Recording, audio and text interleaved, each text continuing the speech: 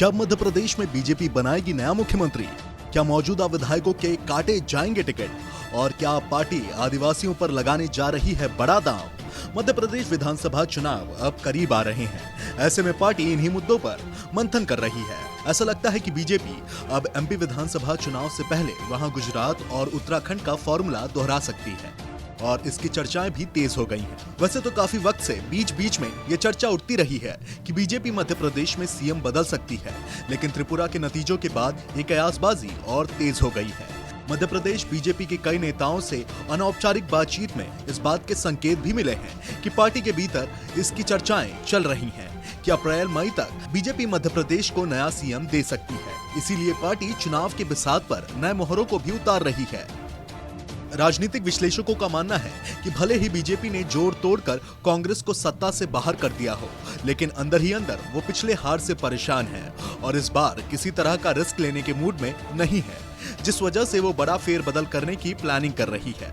राजनीतिक विश्लेषकों ने यहाँ तक कयास लगाए हैं कि बीजेपी विचार कर रही है कि मौजूदा सीएम शिवराज सिंह चौहान को सेंटर में मंत्री पद दिलाकर किसी नए चेहरे को मुख्यमंत्री की कुर्सी सौंपी जाए, ताकि एंटी इनकम्बेंसी का खतरा भी ना रहे। लेकिन अब चुनाव में कुछ ही महीने बचे हैं। ऐसे में सीएम बदलना कोई बड़ा जुआ खेलने जैसा होगा। बता दें, अगर गुजरात की तरह भाजपा हाईकमान एग्रेसिव मोड पर जाता है तो कुछ ही दिनों में मुख्यमंत्री के साथ बड़े पैमाने पर मंत्रिमंडल में बदलाव करेगा। मध्य प्रदेश में शिवराज सिंह चौहान का विकल्प ढूंढने में हाईकमान को थोड़ी मुश्किल जरूर होगी। ऐसा करके हाईकमान एंटी इनकम्बेंसी का मुद्दा भी खत्म करना चाहेगा। सीएम के लिए केंद्रीय मंत्री प्रहलाद पटेल, राज्यसभा सदस्य सुमेर सिंह सोलंकी, उच्च शिक्षा मंत्री मोहन यादव के नाम पर विचार हो सकता है। सोलंकी एसटी वर्ग से हैं और संघ से जुड़े हुए हैं। इस वर्ग की प्रदेश में 47 विधानसभा सीटें हैं। यादव ओबीसी नेता हैं और संघ के करीबी हैं।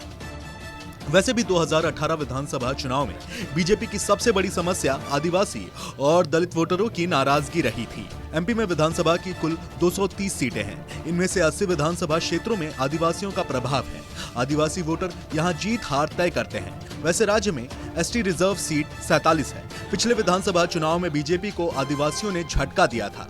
तब एसटी रिजर्व सीट से 30 पर कांग्रेस ने जीत दर्ज की थी। अब बीजेपी कांग्रेस दोनों ही पार्टियां आदिवासी वोट बैंक के लिए अलग अलग जुगत लगा रही हैं। बीजेपी जहां आदिवासियों को अपने पाले में वापस लाना चाहती है, वहीं कांग्रेस अपना दबदबा बरकरार रखने की कोशिश में है। बताते चले कि बीजेपी को मध्य प्रदेश में जीत के लिए आदिवासी वोटर्स को साथ लाना जरूरी है।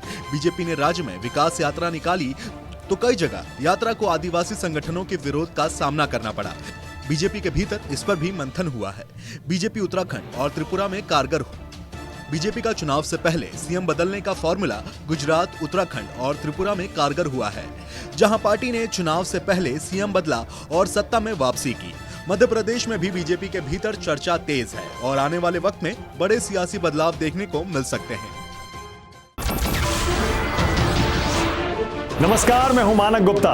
अगर आपको हमारा ये वीडियो पसंद आया हो तो इसे लाइक और शेयर जरूर करें और हाँ, हमें सब्सक्राइब और फॉलो करना ना भूलें ताकि आप देश और दुनिया की कोई खबर मिस ना करें। तो जुड़े रहिए हमारे साथ और देखते रहिए न्यूज़ 24।